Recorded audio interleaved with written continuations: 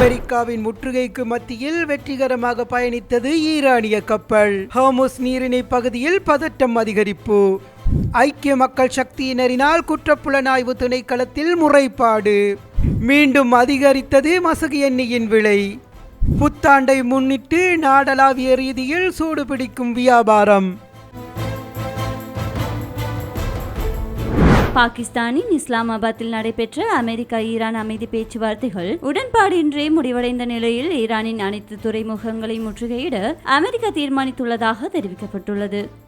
ஈரானின் அனைத்து துறைமுகங்களுக்கும் கடல் வழி போக்குவரத்தை தடுத்து நிறுத்தும் முற்றுகை நடவடிக்கை இன்று முதல் உத்தியோகபூர்வமாக ஆரம்பிக்க உள்ளதாக அமெரிக்க இராணுவத்தின் மத்திய கட்டளை அறிவித்துள்ளது. அமெரிக்க நேரப்படி இன்று காலை 10 மணி முதல் இலங்கை நேரப்படி இன்று இரவு 7:30 மணியளவில் முற்றுகை அமலுக்கு வருகிறது. ஈரானின் அனைத்து துறைமுகங்கள் அரேபிய வளைகுடா மற்றும் ஒமான் வளைகுடா பகுதிகளில் உள்ள கடலோர பகுதிகளுக்குள் நுழையும் மற்றும் வெளியேறும் அனைத்து கப்பல்களுக்கும் இந்த தடை உட்படும் என அறிவிக்கப்பட்டுள்ளது. எந்த நாட்டின் கப்பலாக இருந்தாலும் ஈரானிய துறைமுகங்களுடன் தொடர்புகளை பேண முற்பட்டால் அவை பாரபட்சமின்றி தடுத்து நிறுத்தப்படும் என மத்திய கட்டளை பணியகம் விடுத்துள்ள அறிக்கையில் எச்சரிக்கப்பட்டுள்ளது. ஹோர்முஸ் நீரிணையை முற்றுகையிடுவதன் மூலம் ஈரானின் பொருளாதார மற்றும் வர்த்தக நடவடிக்கைகளை முடக்குவதே அமெரிக்காவின் இந்த அதிரடி திட்டத்தின் நோக்கமாகும் என தெரிவிக்கப்படுகிறது.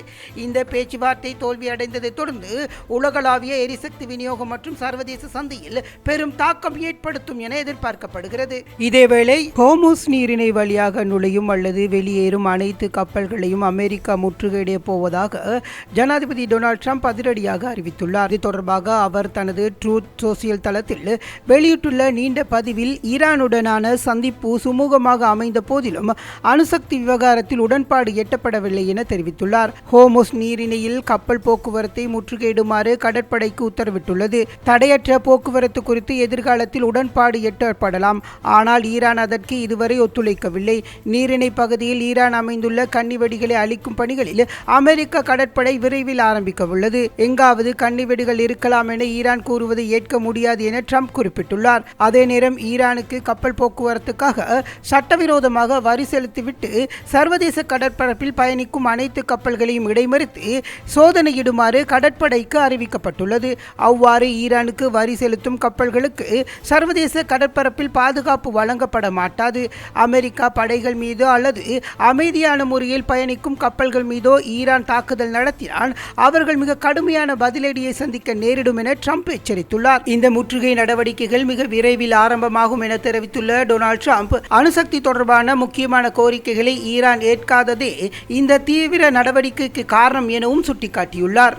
இதேவேளை சர்வதேச சட்டங்களுக்கு அமைய ஹோர்முஸ் நீரிணை வழியாக பொதுமக்களின் சிவில் கப்பல்கள் எவ்வித தடையுமின்றி பயணிப்பதற்கு அனுமதிக்கப்படும் என ஈரானின் இஸ்லாமிய புரட்சிகர காவற்படை தெரிவித்துள்ளது. உத்தியோகபூர்வ அறிக்கை ஒன்றினை வெளியிட்டுள்ள ஈரான் இராணுவம் இதனை குறிப்பிட்டுள்ளது. ஹோர்முஸ் நீரிணையானது சிவில் கப்பல்களின் பாதுகாப்பான மற்றும் தீங்கு விளைவிக்காத போக்குவரத்து எப்போதும் திறந்தே இருக்கும் எனவும் தெரிவிக்கப்பட்டுள்ளது. எவ்வாறாயினும் போர் நிறுத்த ஒப்பந்தங்களை மீறி இந்த நீரிணையை நெருங்கும் வெளிநாட்டு இராணுவ கப்பல்கள் விதிமீறல் ஈடுபடுவதாக கருதப்படும். அவ்வாறு அத்துமீறி நுழையும் இராணுவ கப்பல்கள் மீது மிக கடுமையான இராணுவ நடவடிக்கைகள் எடுக்கப்படும் என ஈரான் எச்சரித்துள்ளது. அமெரிக்க ஜனாதிபதி டொனால்ட் ட்ரம்ப் ஹோர்முஸ் நீரிணையை முற்றுகையிட போவதாக அறிவித்துள்ள நிலையில் அதற்கு பதிலடி கொடுக்கும் வகையிலும் அதேவேளை சர்வதேச கப்பல் போக்குவரத்து குறித்து தனது நிலைப்பாட்டை தெளிவுபடுத்தும் வகையிலும் ஈரானின் இந்த அறிவிப்பு வெளியாகியுள்ளது. இதேவேளை ஈரான் மீது அமெரிக்கா புதிய கடல்சார் முற்றுகை அறிவிக்கப்பட்ட நிலையில் உலகளாவிய கப்பல் போக்குவரத்து நிறுவனங்கள் ஹோர்முஸ் நீரிணையை மீண்டும் பயன்படுத்துவதற்கு சில முக்கிய பாதுகாப்பு உத்தரவாதங்களை எதிர்பார்க்கின்றன. ஆஸ்திரேலியாவின் நியூ சவுத் வேல்ஸ் பல்கலைக்கழகத்தின் கடல்சார் சட்டம் மற்றும் பாதுகாப்பு நிபுணர் ஜெனிஃபர் பாக் இது குறித்து விளக்கியுள்ளார். கப்பல்கள் தற்போது இந்த பாதையை பயன்படுத்துவதற்கும் அது மூடப்பட்டிருப்பது காரணமல்ல, மாறாக அங்கு நிலவும் அதிகப்படியான அபாயமே காரணம் என குறிப்பிடப்பட்டுள்ளது. கப்பல் நிறுவனங்கள் மீண்டும் போக்குவரத்தை தொடங்க பின்வரும் பாதுகாப்பு உத்தரவாதங்கள் கோருகின்றன. நீரிணையில் அமெரிக்க கடற்படை கப்பல்களின் பாதுகாப்பான இருப்பு நிறுவனங்களுக்கு நம்பிக்கை அளிக்கும். ஞாயிற்றுக்கிழமை 2 கப்பல்கள் அந்த பாதையை கடந்தது இத்தகைய ஒரு பாதுகாப்பு நடவடிக்கையின் ஒரு பகுதியாகும். வணிக கப்பல்கள் மீது ஈரானிய படைகள் நடத்தி வரும் தாக்குதல்கள் முழுமையாக நிறுத்தப்படுவதை ஈரான் உறுதிப்படுத்த வேண்டும். நீரிணையில் கன்னிவெடிகள் இல்லை என்பதை உறுதிப்படுத்த வேண்டும். ஒருவேளை கன்னிவெடிகள் இருப்பின் அவை முழுமையாக அகற்றப்பட்ட பின்னரே பாதுகாப்பான போக்குவரத்து சாத்தியமாகும். ஹோர்முஸ் நீரிணை வழியாக பயணிப்பது முற்றிலும் பாதுகாப்பானது என்பதை அமெரிக்கா மற்றும் சர்வதேச படைகள் முறையாக உறுதிப்படுத்த வேண்டும். இந்த சவால்கள் நிவர்த்தி செய்யப்படும் பட்சத்தில் மட்டுமே உலக எரிசக்தி விநியோகத்திற்கு மிக அவசியமான இந்த பாதையின் கப்பல்கள் மீண்டும் பழையபடி பயணிக்க தொடங்கும் என எதிர்பார்க்கப்படுவதாக அவர் தெரிவித்துள்ளார். இதேவேளை அமெரிக்க அரசு தனது ஆதிக்க மனப்பான்மையை கைவிட்டு ஈரான் தேசத்தின் உரிமைகளை மதித்தால் அந்த நாட்டுடன் ஓர் உடன்படிக்கையை நிச்சயமாக காண முடியும் என்று ஈரானின் ஜனாதிபதி மசூத் பெசஸ்கியான் தெரிவித்துள்ளார். இது குறித்து எக்ஸ் தளத்தில் அவர் வெளியிட்டுள்ள பதிவில் இரு நாடுகளுக்கும் இடையில் ராஜதந்திர உறவுகள் குறித்து தனது நிலைப்பாட்டை தெளிவுபடுத்தியுள்ளார். முன்னதாக ரஷ்ய ஜனாதிபதி விளாடிமிர் புட்டினுடனான கலந்துரையாடலின் போது அமெரிக்காவுடனான ஒப்பந்தம் எட்ட முடியாத ஒன்று அல்ல என்று பெசஸ்கியான் குறிப்பிட்டதாக ஈரானிய ஊடகங்கள் செய்தி வெளியிட்டுள்ளன. இதற்கிடையில் இஸ்லாமாபாத்தில் நடைபெற்ற அமெரிக்கா ஈரானுக்கு இடையிலான நேரடி பேச்சுவார்த்தைகள் தோல்வியடைந்ததாக அமெரிக்க ஜனாதிபதி டொனால்ட் ட்ரம்ப் அறிவித்திருந்தார். ஈரான் தனது அணுசக்தி அபிலாசைகளை விட்டுக் கொடுக்க தயாராக இல்லாததே இந்த பேச்சுவார்த்தை தோல்வியடைய காரணம். ஆனால் அவர்கள் மீண்டும் பேச்சுவார்த்தைகளுக்கு வருவார்கள் என்றும் தாம் விரும்புவதை அப்படியே வழங்குவார்கள் என்றும் தான் நம்புவதாக அவர் தெரிவித்துள்ளார். இதேவேளை ஈரான் மீதான கடல்சார் முற்றுகையை அமெரிக்கா அறிவித்துள்ள நிலையில் அதனையும் மீறி ஈரானிய கொடியுடன் கூடிய 3 கப்பல்கள் ஹோர்முஸ் நீரிணையை கடந்து அரேபிய கடலுக்குள் நுழைந்துள்ளதாக மெரைன் டிராபிக் தெரிவிக்கிறது. ஹோர்முஸ் நீரிணையை அமெரிக்க நேரப்படி இன்று காலை 10 மணி முதல் முற்றுகையிடுவதாக அமெரிக்க மத்திய கட்டளையகம் தெரிவித்துள்ளது.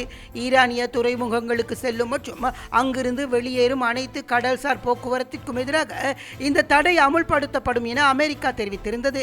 எனினும் இத்தகைய முற்றுகையானது சர்வதேச கடல்சார் சட்டங்களை மீறும் செயலாக அமையக்கூடும் என பிபிசி ஊடகத்தில் கருத்து தெரிவித்த சட்ட வல்லுநர்கள் தெரிவித்துள்ளனர். மேலும் இராணுவ ரீதியாக அமுல்படுத்தப்படும் இந்த முற்றுகை தற்போது நடைமுறையில் உள்ள போர் நிறுத்த ஒப்பந்தத்தை மீறுவதாக அமையாதா என்ற கேள்வியும் எழுப்பியுள்ளனர். கடந்த செவ்வாய்க்கிழமை மாலை போர் நிறுத்தம் அறிவிக்கப்பட்டதிலிருந்து ஹோர்முஸ் நீரிணை வழியாக குறைந்தது 60 கப்பல்கள் கடந்துள்ளன.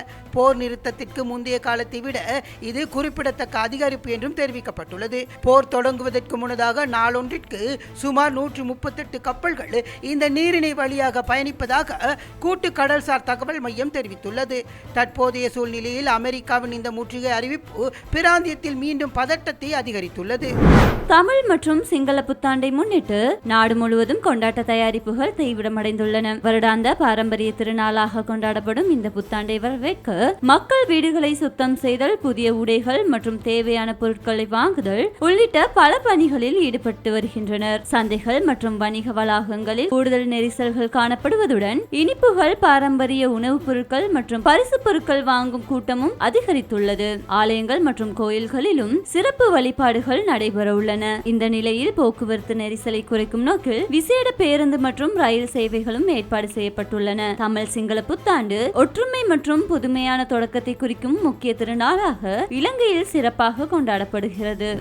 பழைய அரசாங்கத்தின் திருடர்களை பிரிக்கவே இந்த அரசாங்கம் ஆட்சிக்கு வந்தது. அதை விடுத்து இப்போதைய திருடர்களின் விசாரணைகளை ஆரம்பியுங்கள் என ஐக்கிய மக்கள் சக்தியின் பாராளுமன்ற உறுப்பினர் முஜிபுர் ரஹ்மான் தெரிவித்துள்ளார். முஜிபுர் ரஹ்மான் உள்ளிட்ட அக்கட்சியின் முக்கியஸ்தர்கள் இன்று குற்றப்புலனாய்வு திணைக்களத்தில் முறைப்பாடு ஒன்றை அளித்து திரும்பிய நிலையில் ஊடகங்களுக்கு கருத்து தெரிவிக்கும் போதே அவர் இவ்வாறு தெரிவித்துள்ளார். நிலக்கரிக்கான விலை மனு கோரலில் இடம்பெற்றதாக கூறப்படும் முறைகேடுகள் குறித்து விசாரணை நடத்துமாறு கோரியே இந்த முறைப்பாடு செய்யப்பட்டுள்ளது.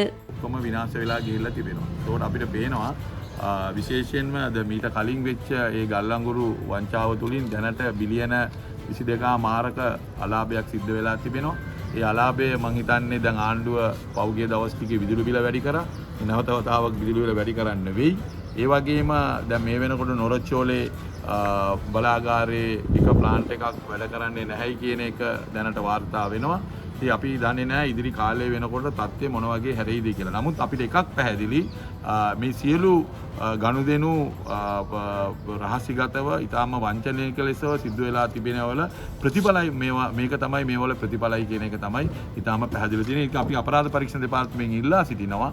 වහාම මේ සම්බන්ධව පරීක්ෂණයක් පවත්වලා ජනාධිපතිතුමාගේ ඒ කොමිසම වෙනයි දැන් මේ සිද්ධීන් වෙනයි. ඒ හින්දා මේ ගල්ලංගුරු වංචාව සම්බන්ධව ට්‍රයිඩන් සමාගමත් එක්ක කරපු ගණදෙනු සම්බන්ධවත් අපරාධ පරීක්ෂණ දෙපාර්තමේන්තුව අපි පැමිණිලි දාලා තිබෙනවා. අල්ලස්සා දූෂණ කොමිසමෙත් පැමිණිලි දාලා තිබෙනවා. දැන් විගණනාධිපතිවරියගේ වාර්තාව පදනම් කරගෙන මේ අපරාධ පරීක්ෂණ දෙපාර්තමේන්තුවටත් අල්ලස්සා දූෂණ කොමිසමටත් වැඩේ පටන් ගන්න පුළුවන්. ඒ හින්දා දැන් 2009ට යන්න කලින් අපි 2025 26 හොයමු. ඒ 2009 ඒව ජනාධිපතිතුමා කොමිසම දාලා ඒකත් අපි හොයමු. ඒ ගැන කිසිම අපිට ප්‍රශ්නයක් නැහැ. මොකද මේ ආණ්ඩුව ආවෙම පරණ අයගේ ගනුදෙනු අල්ලන්න තමයි ආවේ. ඒක තමයි ප්‍රධානම ප්‍රතිඥාව තිබුණේ. ඒ පරණ අයගේ අල්ල ගන්න ගමන් අලුත් අය ඒවා යට යන්නේ නැතුව. මොකද ජනාධිපතිතුමා හැමතිස්සෙම කියනවා තමයි වැලිතලාවේ මොකද යට වෙන්න දෙන්න හොඳ නැහැ කියලා. ඒ හින්දා මේ කියන කියමන යථාර්ථයක් වෙන්න ඕනේ. ඒ හින්දා මේක වැලිතලාවට යට වෙන්න කලින් මේ 25 26 ඒවා දැන් මේ තියෙන තත්ත්වය උඩ අපරාධ පරීක්ෂණ දෙපාර්තමේන්තුවටත් අල්ලස්සා දූෂණ කොමිසමටත් වැඩේ පටන් ගන්න අවශ්‍ය තොරතුරු අපි ලබා දීලා තියෙනවා. அமெரிக்கா ஈரான் பேச்சுவார்த்தை தோல்வியடைந்ததை தொடர்ந்து உலக சந்தையில் மசகு எண்ணெயின் விலை உயர்வடைந்துள்ளது. ஒரு பீப்பாய் எண்ணெய் விலை மீண்டும் $100 தாண்டியுள்ளதாக சந்தை தரவுகள் சுட்டிக்காட்டுகின்றன.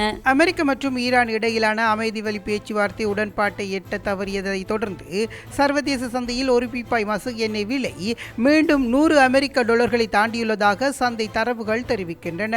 ஹோமுஸ் நீரிணையை அமெரிக்கா முற்றுகையிடப் போவதாக அமெரிக்காவின் ஜனாதிபதி டொனால்ட் ட்ரம்ப் அறிவித்ததை தொடர்ந்து இந்த திடீர் விலை உயர்வுக்கு முக்கிய காரணமாக கருதப்படுகிறது. உலக சந்தையில் WTI ரக மசகு எண்ணெயின் விலை 9.04 உயர்வடைந்து $104.5 பிராண்டட் ரக மசகு எண்ணெயின் விலை 8.55 உயர்ந்து $102.8 வர்த்தகமாகியுள்ளதாக தெரிவிக்கப்படுகிறது. ஈரானிய துறைமுகங்களுக்கு செல்லும் மற்றும் அங்கிருந்து வெளியாகும் கப்பல்களை இலக்கு வைத்து அமெரிக்காவின் மத்திய கட்டளை பணியகம் அமெரிக்க நேரப்படி இன்று முற்பகல் 10 மணி முதல் முற்றுகையை தொடங்கியுள்ளது. இந்த முற்றுகை வெற்றிகரமாக செயல்படுத்தப்பட்டால் உலக சந்தையில் தினசரி சுமார் 1.5 முதல் 1.7 மில்லியன் பீப்பாய் ஈரானிய எண்ணெய் விநியோகம் நிறுத்தப்படும்.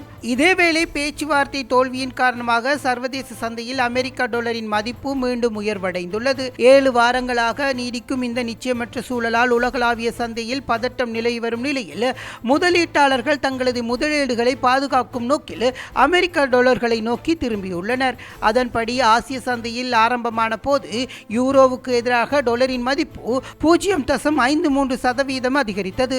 ஒரு யூரோவின் மதிப்பு $1.1663 குறைவடைந்துள்ளது. ஜப்பானிய எண்ணுக்கு நிகராக டாலர் 0.1% உயர்வடைந்து 159.43 புள்ளியாக வர்த்தகம் செய்யப்பட்டுள்ளது. சர்வதேச ரீதியில் நிலவும் அரசியல் பதட்டங்கள் மற்றும் எரிசக்தி விலை உயர்வு போன்ற காரணிகள் ஏனைய நாடுகளின் பொருளாதாரத்தை அச்சுறுத்தினாலும் அமெரிக்கா தனது சொந்த எரிசக்தி உற்பத்தியினால் அத்தகைய பாதிப்புகளிலிருந்து ஓரளவு விலகி நிற்கின்றது. இதன் காரணமாக நெருக்கடியான நேரங்களில் சர்வதேச முதலீட்டாளர்கள் அமெரிக்க டாலரை மிகவும் பாதுகாப்பான முதலீட்டாக தெரிவிக்க கருதுகின்றனர். இதனால் ஏனைய பிராந்திய நாணயங்களுக்கு எதிராக டாலர் வலிமையடைந்து வருவதாக ராய்ட்டர்ஸ் செய்தி வெளியிட்டுள்ளது.